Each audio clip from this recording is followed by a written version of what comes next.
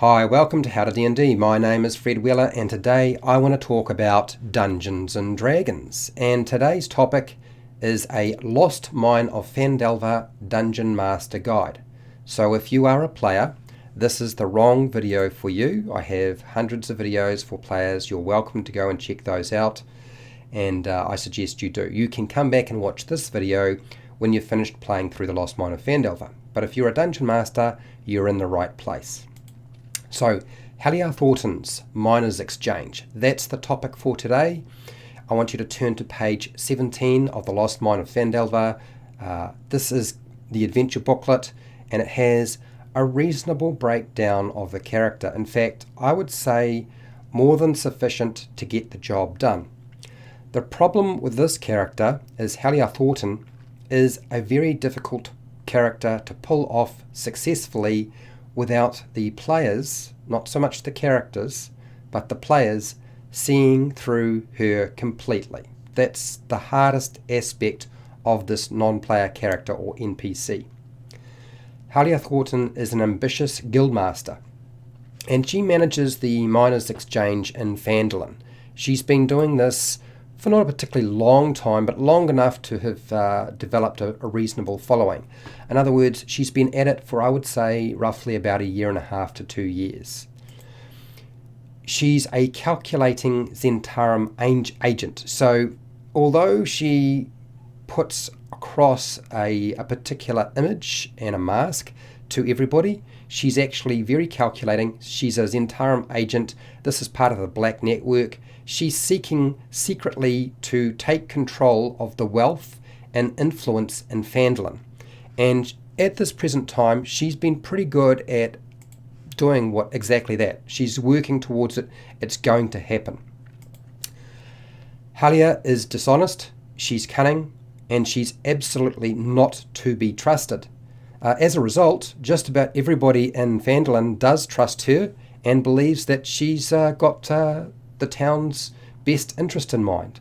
Now, I know that sounds strange. Now, the players' characters should not see this. They should also believe that she can be trusted, that she is not cunning, and she is not an agent of some kind. So don't reveal any of that information. You should never get on her bad side, because winding up on her hit list, she's not a combatant. She doesn't involve herself in combat and battles, but to do so would result in probably a force of Zentarum agents to hunt you down and wipe you out. That's essentially how she would operate. This is how the Zentarum work. When you cross one of the agents or you start to work against their purpose, then they will step in with the heavy hitters. And most Zentarum agents are heavily armored, well trained, and they have spellcasters with them. So something to bear in mind. Halia Thornton is loyal to the Zentarum. Now, why is this? Because really all Zentarum agents have to be loyal, because disloyalty results in a swift death or incarceration or something much worse. This is standard operating procedure. The Zentarum don't hide this fact, so she would know exactly where she stands. When you sign up for the Zentarum, you know that you can't work against them. They have some criteria that you can work around, but you cannot cross them in any way whatsoever. The Miners Exchange, their services that they provide at their trading post, it's like another trading post, but I would say it's more of a Miners Exchange than anything else. What they do there is they weigh and measure all of the payouts for valuables that have been hidden in nearby streams and valleys. There's not a lot of wealth coming out of the Phandalin region, but there's enough to warrant there being a Miners Exchange of a sort of a part-time nature, you might say. Now that might change given enough time, considering some of the individuals who are working in there right now to increase the mining process. And we're talking about Gundren Rockseeker and the Rockseeker brothers here. Halia and the Miners Exchange is acting as the unofficial records register for Phandalin. That means that Property claims for mining and so forth, or mining claims, are all held there. Birth certificates, land deeds, business contracts that have been established within the businesses within Phandalin, all reside here at the Miners Exchange. Why is this? Because she's built a really good relationship with literally everybody in Phandalin. The only exception to this would be Leland Greywind. That would be the only individual within Phandalin who would probably be able to see through the ruse, primarily because she is a businesswoman herself, and she would be able to figure out that the Miners Exchange is probably operating either only just coasting along and just turning a profit, or is running at a deficit, not at a profit as such. Now, the other reason that the Miners Exchange is acting as an unofficial records register is that the townmaster, Harbin Wester, doesn't have enough space, and she's got a really good relationship with Harbin Wester. She's figured out how to control him quite well. He is not as smart as he might think, and she's young, she's pretty, and she knows how to turn on the charm. And Harbin Wester, having bitten off far more than he can chew, has been relying on this woman to help run the town to a degree. She's really essentially only been doing this in terms of paperwork. Now, would she at some point decide to be, or ask to be, the town master? Probably not. Even though she is cunning and conniving and so forth, it is always better to have somebody as a buffer between yourself and everybody else when things go wrong, rather than being the person at the top that people can blame. Right now, everybody can blame Harbin Wester, and Halia Thornton has nothing to do with that. So that's really playing to her strengths. There isn't a gold rush in Phandalin, but the Zentarum are bankrolling the operation at the Miners Exchange in anticipation that the miners will pick up the trade there. It is a growing location, so there is an opportunity to make quite a lot of wealth, particularly if new mines are opened up. And I'm going to get back to this because we are talking about Gundren Rockseeker, and I certainly will talk about that character in regards to Halia Thornton, so that you know what to do with her. Halia Thornton could be a valuable patron to the player's characters, provided they don't cross her. As long as they don't work against her intentions and her motivations, she's probably going to support them. And this is actually, it's not like she's a bad character. She's sort of like a grey character, sitting between the light and the dark, which is what makes her so difficult to roleplay in any kind of game whatsoever. So bear that in mind. She's a grey character, and she's not necessarily their enemy. She does have some motivations that might be working against some of the other party members. That's the only problem. She's only going to approach characters she believes she can control, or at least pay off.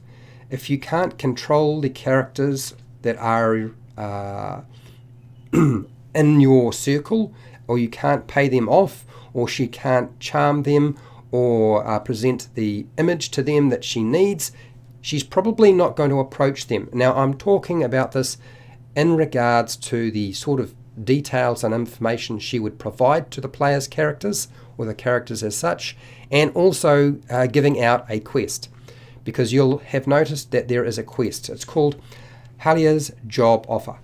This is actually very hard to present to your player's characters. It might seem like it's a no-brainer, but to actually present this particular quest to your player's characters without revealing her true motivation is extremely difficult. So you need to tread lightly on eggshells to make sure you don't blow it. Otherwise, it won't work very well. The first thing is, provided the player's characters look like they are individuals who might be interested in dealing with the red brands, and also they might be more interested about money, so characters who present the I am more interested in increasing my wealth, and I'm prepared to do a different sort of thing. I'm prepared to work outside of the law, and I'm prepared to do some things that require sort of, dispatching individuals, she's going to approach them with this quest. And she will say that the red brands are a bandit problem and they do need to be dealt with. She can also provide information, and most of the non-player characters or NPCs in Phandalin can do this. She can indicate that the ruffians hang out at the Sleeping Giant Tap House. This is their normal sort of hangout when they're in town. Otherwise, she can indicate that there is a red brand hideout, and it's under the Tresendar Manor on the edge of town. Now, this piece of information, providing this level of detail to your players' characters or to your players, is going to start setting off alarm bells for them. They're going to be very suspicious that you've suddenly provided them with hang on, so you know exactly where their hideout is. Why have you not done anything about it? Why have the rest of the townsfolk not got together and dealt with the issue? So when you present this information, you might want to say, look, I've heard rumours, and I believe there's a little boy by the name of Carp who's been talking from time to time. It's not common knowledge, but he has suggested that there is a way of getting into the hideout. So lead them back to Carp with Halia Thornton, so that it doesn't look like she suddenly has information that nobody else has, and she starts giving away the possibility that she's actually some sort of spy or agent, because you don't want them to believe that she is a spy or agent. The only time you really want them to know that she's definitely an agent is if one of your players' characters has selected a faction already, and that faction is the Zentarum.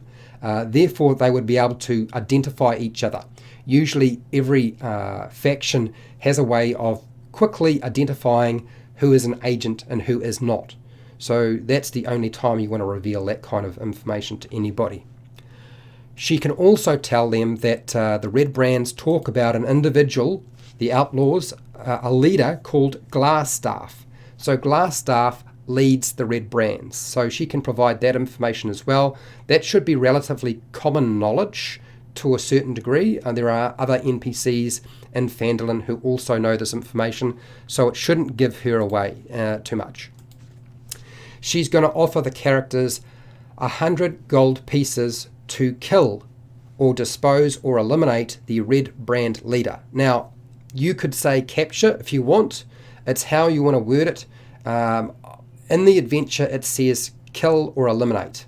I think the best thing you can do to not give her away too much is, even if that particular individual is captured, she can explain, look, capturing the red brand leader would only result in the red brands attempting a jailbreak. So that won't solve the problem. I know that sounds bad, but the reality is you have to cut off the head of the snake. If you don't cut off the head of the snake, then there's going to be a problem. So try to reinforce that. She also asks for any correspondence found in Glassstaff's quarters. Now, the reason for that is that provides evidence to vindicate the party for their actions when they do try to deal with the red brands, if they decide to do so. So there's a whole lot of things that need to lead back to, okay, there's a good reason why killing the leader is important and why you want to collect correspondence, because we need proof that will vindicate you when it actually takes place. Otherwise, you might get caught up with the law and get yourself into trouble, and we wouldn't want that sort of thing to happen. So you don't want to present her as a dark and brooding individual, even if you have a picture. I mean, that's why I'm presenting you with a whole bunch of different images you can use.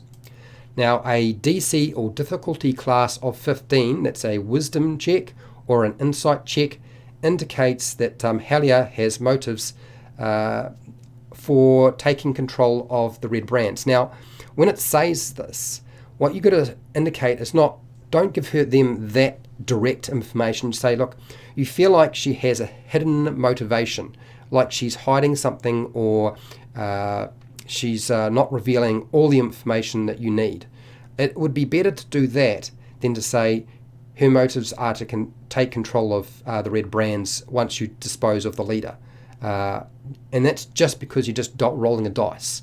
So I would always present the information to the players more in terms of body language that is being displayed that would reveal that she is lying in some way or hiding something, rather than directly saying she is trying to take over the red brands. Body language is always a good way to go. Now, Halia doesn't know the location of Cragmore Castle, but she has heard from the red brands as they've been walking into the miners' exchange that they have a goblin, and they use the goblin as leverage for doing other things that are connected to the Cragmore Castle. So if they were to approach that goblin, they may be able to get information out of the goblin, and they might know where Cragmore Castle is, because most of the goblins in the area are part of the Cragmore tribe.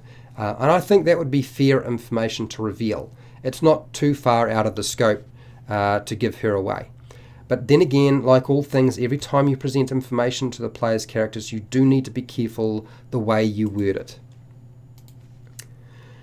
She will use information. She will leverage any information to persuade the PCs or player characters to take the job offer.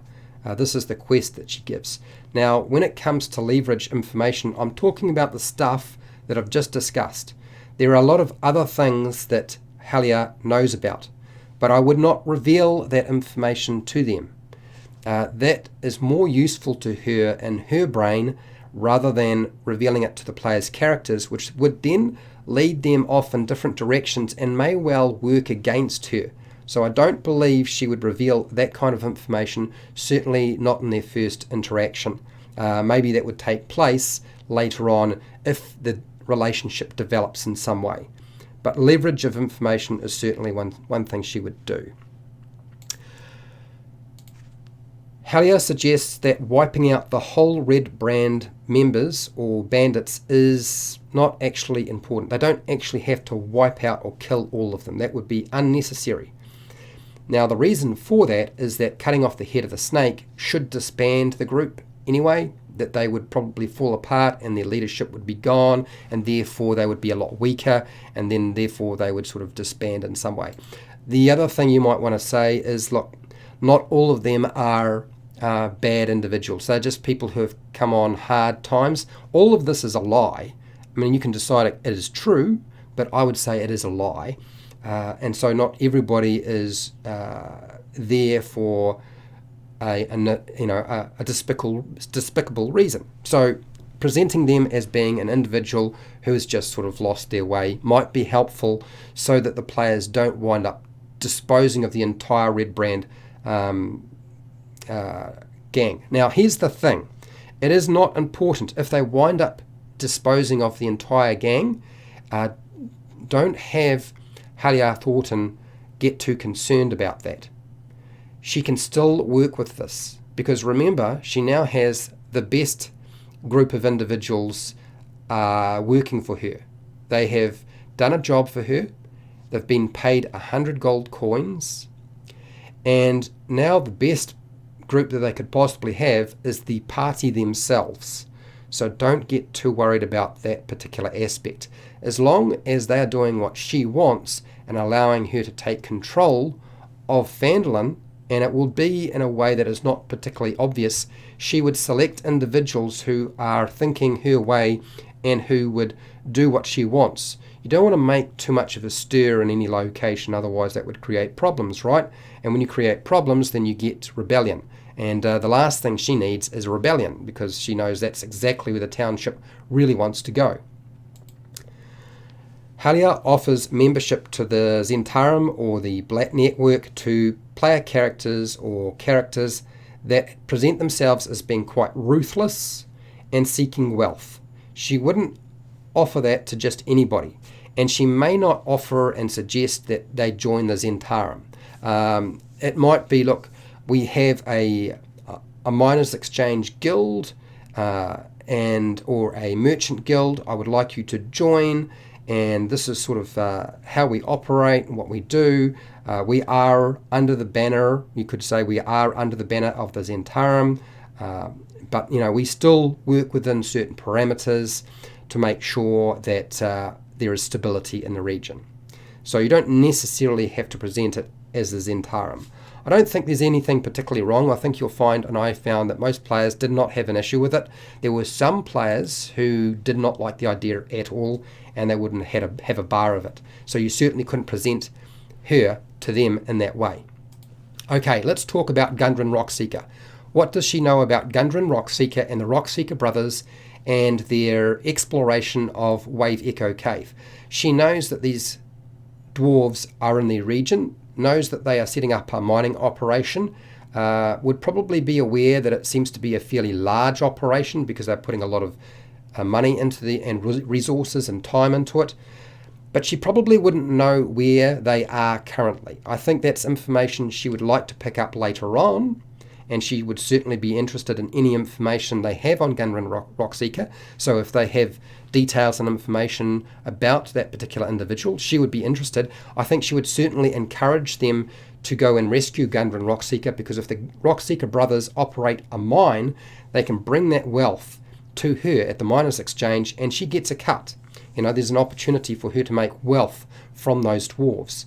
So there is information that can be revealed. Because of her strong relationship with Haben Wester, she would be aware of the orc problem and the bounty that has been offered. And she might suggest, if they are not interested in her job, that they go and see Haben Wester. There is a job that can be that can pay money, because if they start doing jobs that will pay money, there's a chance they might come back and do her job. So I think that's information that would certainly be offered up. You might want to offer that up after they've done her job, so that the money flow and their pursuit of wealth continues. If she's able to keep feeding them tasks and jobs that pay money, then she knows where they stand. We know that these are individuals who are more interested in coins than doing something for the sake of doing something good. And really that's where Halia Thornton is at. She's really is very much about wealth. She would certainly know a little bit about the Cragmore Goblin tribe. I don't think she would reveal that information straight away. I think that would come later on if you wanted to, and probably only to individuals who are asking about Cragmore Castle. I don't think she'd offer a lot of information, just enough to get by and to get them on her side. So don't try to drop too much information on them. What about the Black Spider? I think that Halia Thornton would probably be aware that there's an individual operating in the area called the Black Spider. I don't think she would reveal any information she knows about the Black Spider, and she probably doesn't know anything more than what I've just said, which is that there's an individual called the Black Spider operating in the area. I don't think she would reveal that she knows anything about that until much later on in the adventure, provided they have a reasonable relationship. Does Halia Thornton know about Venom Fang? I don't think she necessarily would. I think that's something you could leave out. If you feel like that would be useful and add to the story in some way and make it easier to sell Halia Thornton to the players' characters, then that's great.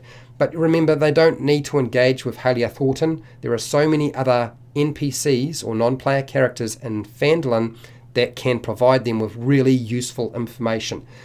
I want to reiterate that Halia Thornton should not be a combatant. Do not put her in a situation where she is fighting.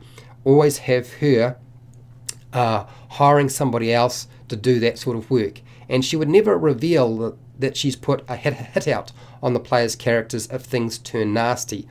So there's something to... Now there's a reason for that. As soon as you start setting up NPCs or player characters, non-player characters in Phandalin as a potential battle or fight, you could wind up with those sorts of players or people who are prone to murder hoboing, doing the same thing to all of the NPCs in town, and that would really unwind your campaign. So don't present that as an option. Always present her as really being a non-combatant. If they decide that they want to throw her in jail, then she goes to jail, but something will happen and suddenly she'll disappear. Somebody will break her out. There's always something that can happen, right? Now, if you found this video helpful or informative, please share, like, and subscribe. I actually have a series of videos on the Lost Mine of Phandelver, which you can go and check out. Many different videos on different NPCs, different locations, and different questions you might have. Now, if you're not interested in the Lost Mine of Phandelver and you're a player or a dungeon master, I have hundreds of videos covering all of those sorts of topics. Pretty much every topic you can possibly imagine. As I said, make sure to share, like, and subscribe. Hit the bell button to be notified when I go live and when I publish new videos. If you want to support the channel, I have a Patreon page where you can get access to unlisted videos, and you also get priority on any of the video content that I make and exclusive content. I have a merchandise shelf, and I have affiliate links to the book depository and Amazon where you can buy stuff online and I get a small commission. And hey, till next time, keep rolling those 20s.